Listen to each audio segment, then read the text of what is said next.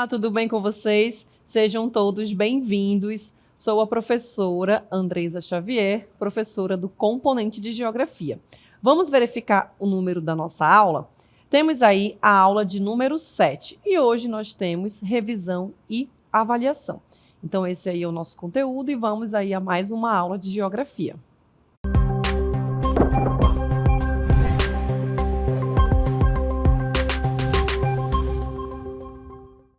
Muito bem, então vamos iniciar a nossa revisão, revendo aí alguns pontos dessa primeira unidade.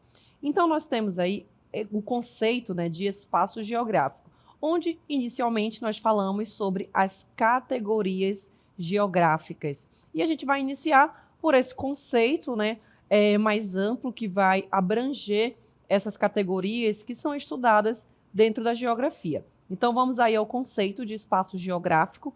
É um conjunto integrado, onde nós vamos observar aí paisagens, e essas paisagens elas vão resultar dos fenômenos da própria natureza, dessa interação, juntamente com a ação antrópica, ou como denominamos também de ação humana, certo?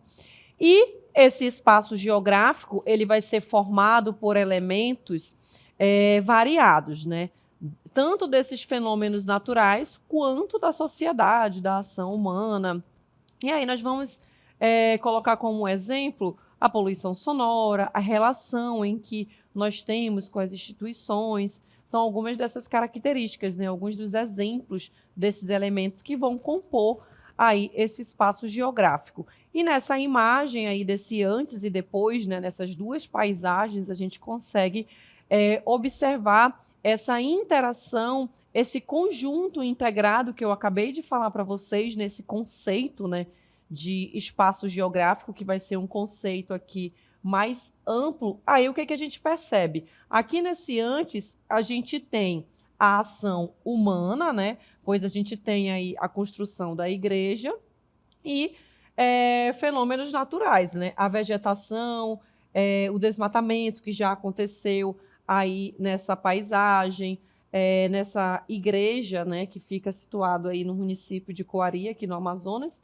E aqui, depois a gente vai observar essa interação ainda mais com a sociedade, a modificação que foi realizada aí pelo homem. Então, apenas para a gente ter essa compreensão aí desse conceito de espaço geográfico.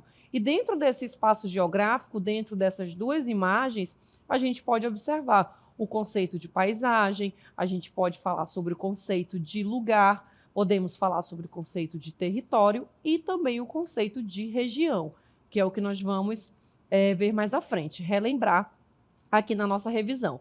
E aqui a gente tem, olha, espaço geográfico composto por esses elementos, naturais, os elementos da natureza, juntamente com o que chamamos de elementos culturais, que foram produzidos ali pelo homem. Inclusive, quando a gente está lá no 6º ano, a gente aprende esse conceito desta forma, o conceito de paisagem. Aí nós temos a paisagem natural e a paisagem cultural, justamente por conta dessa composição dos elementos. E aí nós temos natural, que vai ser produzida pela própria natureza, como é o exemplo desta imagem, a gente tem aí uma parte da floresta amazônica que ainda não foi tocada, ainda não foi modificada pelo homem, Coloquei alguns exemplos que a gente poderia citar: os rios, a vegetação, que ainda não sofreu essa ação antrópica, tá bom? Se a gente tem ali a construção de casas, a construção de hidrelétricas, por exemplo, naquela paisagem, aí eu já não vou ter apenas elementos naturais, eu vou ter também elementos culturais, certo? Vamos agora para o cultural. Nós temos aí um elemento cultural, ou uma paisagem cultural também, como a gente pode chamar. Ela vai ser construída pela ação humana. Aqui nós temos o exemplo do Teatro Amazonas. Se você parar para pensar como era essa paisagem aí há mais de 200, 300 anos atrás, há décadas atrás, a gente tem uma paisagem completamente diferente, E também parar para pensar como era antes da construção aí do Teatro Amazonas, antes desse processo de urbanização, né? Como é que era essa parte da cidade de Manaus aí, localizada no centro aqui da cidade de Manaus, né? Então, a gente pode também parar para pensar e analisar, né, esses conceitos que a gente acabou de perceber. Aí alguns exemplos, estradas, cidades, né, onde vão ser construídas, passam por esse processo de urbanização, a gente vai ter a presença dos elementos culturais. Vamos agora ao conceito de paisagem. Por muito tempo, gente, esse conceito de paisagem, ele ficou descrito na geografia apenas como aquilo que os nossos olhos conseguem observar. Vou dar um exemplo claro para vocês. É como se você abrisse a janela ali do seu quarto, né, da sua casa, da sala, e você visualizasse ali aquela paisagem. Então, é aquilo que os nossos olhos estão alcançando, aquilo que eles estão visualizando, né, e que eu consigo ali descrever. Mas depois, esse conceito, ele caiu, né? E aí a gente tem um novo conceito. A paisagem, ela pode ser descrita por todos os nossos sentidos. Então, eu consigo descrever uma paisagem observando ali as características, por exemplo, do Teatro Amazonas. Eu consigo dizer se tem poluição sonora, eu consigo dizer se tem poluição do ar naquele lugar. Se você visita, por exemplo, uma área muito urbanizada, muito industrializada, provavelmente você vai perceber, né, a poluição ali do ar. Entre outros sentidos que a gente também pode fazer a descrição da paisagem. Então, a paisagem ela pode ser definida como todos os elementos do espaço, né, que os nossos sentidos eles conseguem captar ou perceber e interpretar. E cada pessoa ela vai ter ali a sua definição da paisagem. Eu posso perceber a paisagem de uma forma e você pode perceber a paisagem de outra forma, citar outras características, ter outras percepções, né? E aí temos também que a paisagem ela vai ser o resultado de todas as interações, né, da natureza e também da sociedade, porque nós modificamos aí as paisagens todos os dias, né? E a gente consegue perceber isso ao longo dos anos. Eu sempre coloco aqui o exemplo de vocês perguntarem aí para as pessoas mais velhas, né? Aí dos nossos avós, dos nossos tios ou até mesmo os nossos pais e perguntar como é que eles percebem essa paisagem, essas mudanças que ocorreram ali no lugar onde você mora. Ou, de repente, se morou em um outro estado, em uma outra cidade, dizer como é que era aquele local onde essa pessoa morava, né? Se ela consegue perceber as mudanças que ocorreram aí na paisagem. E isso é geografia, são as categorias geográficas. Vamos agora para lugar. Aí nós temos o conceito de lugar, né, que a gente define como uma parte ou porção aí do espaço geográfico. Lembra que eu falei para vocês? O espaço geográfico ele vai abarcar aí todas essas categorias, né? Paisagem, que nós já vimos, aí agora o lugar, e depois vamos verificar as outras duas. Então, é uma parte ou porção do espaço geográfico que assume grande significado, né? Por ser ali um espaço de vivência. Então, cada pessoa ela também vai ter ali o seu lugar, ela vai ter uma experiência própria, uma experiência diferente ali do que outras pessoas que moram também nesse mesmo lugar. Coloquei até algumas imagens, né, das crianças ali jogando bola, da pessoa ali no rio, as crianças indo ali para sua casa. Então, são percepções diferentes, são vivências, espaço de vivências onde cada um vai manter ali uma relação diariamente com outras pessoas e com aquele lugar, correto? Então, a gente vai ter essa interação aí com essa categoria geográfica. E nos lugares nós criamos identidade, gente. Então, geralmente aí no lugar onde nós vamos crescer, nós vamos nos criar, né? Estudar, conviver ali com a nossa família, com os nossos amigos.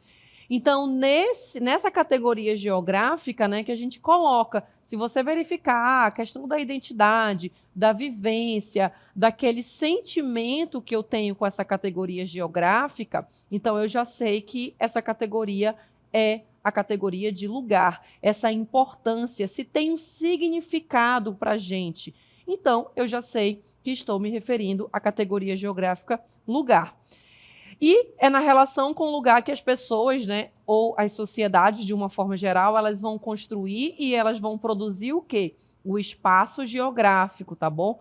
Lembram da interação que a gente tem ali da sociedade, natureza? Então, nós temos aí esse papel, né, de produzir, de construir esse espaço geográfico. E aí a gente pode colocar o exemplo com um processo de urbanização. Se de repente na sua cidade, no local onde você mora, é uma cidade aí mais tranquila, mais pacata, que tem atividades ali, por exemplo, da agricultura e da pecuária, mas de um dia para o outro chegou ali uma indústria. Ah, vou instalar uma indústria X aqui.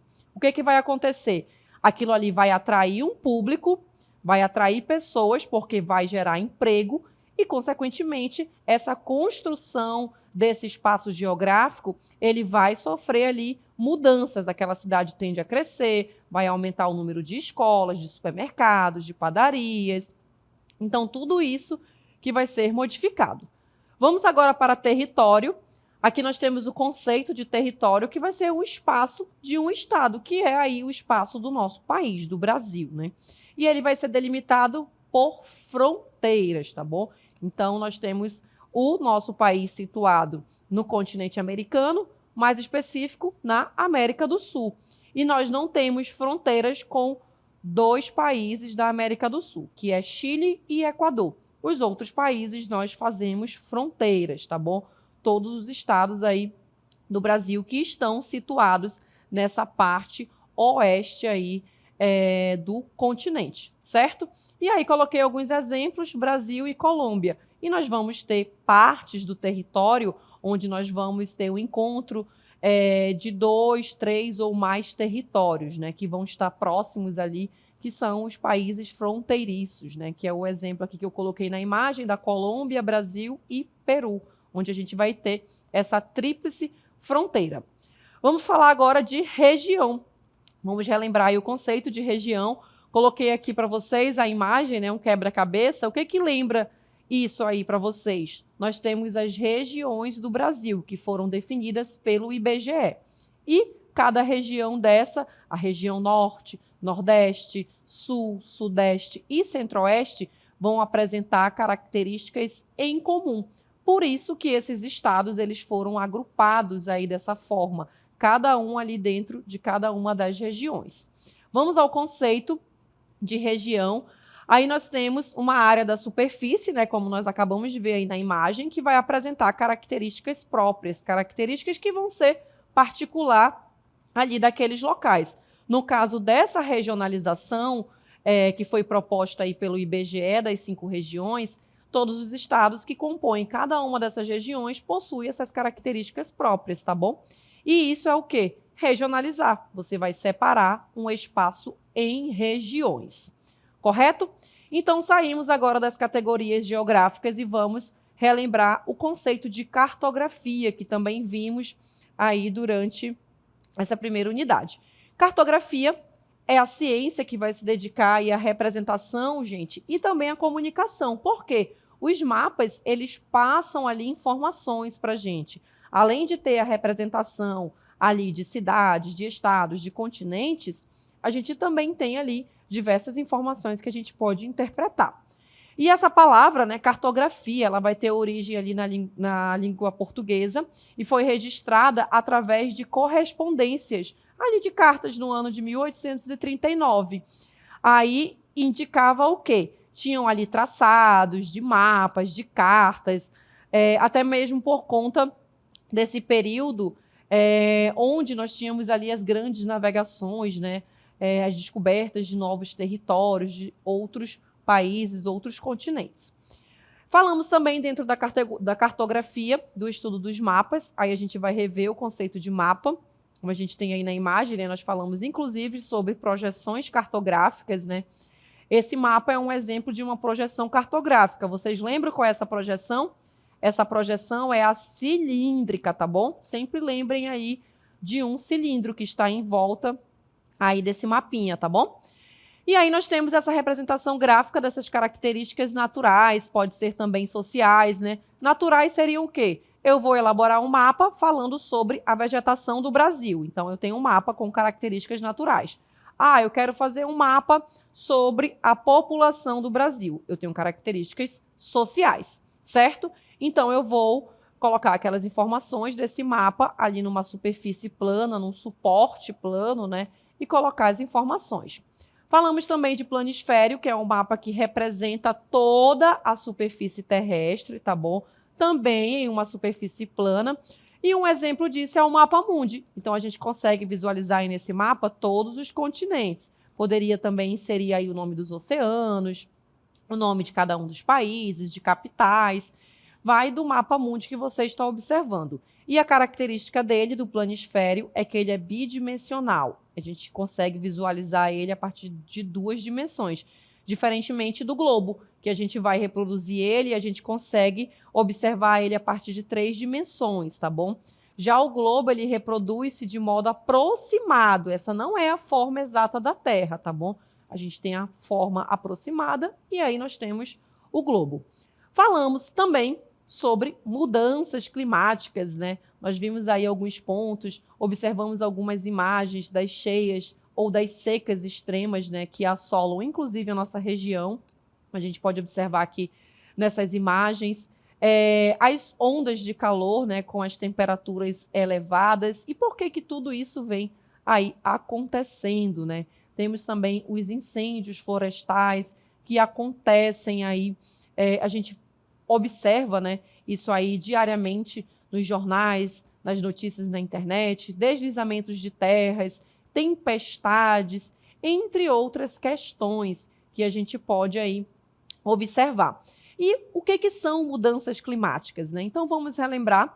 Aí nós temos as alterações, né, que a Terra ou o nosso planeta ele vem sofrendo com relação aí à questão da temperatura e também do clima, né? E essas mudanças, gente, elas vão ser causadas principalmente pelas nossas atividades. Lembra que a gente falou lá das categorias geográficas? A gente tem o espaço geográfico produto de quê? Da ação da natureza e do homem. Então, nós somos responsáveis ali por produzir esse espaço geográfico, essa paisagem. E justamente nisso a gente também entra nessa questão das mudanças climáticas, né?